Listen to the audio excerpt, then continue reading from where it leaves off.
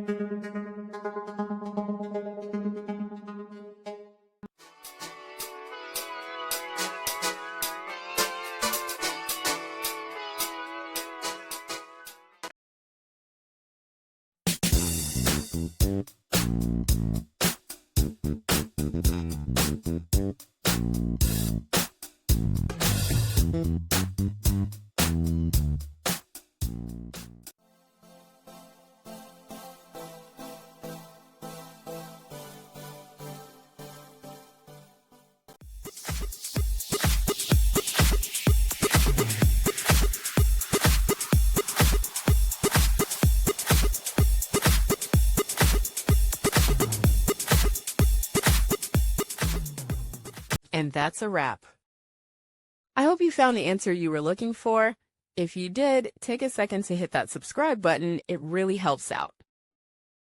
And let me know in the comments which solution worked best for you. See you next time in the debug zone.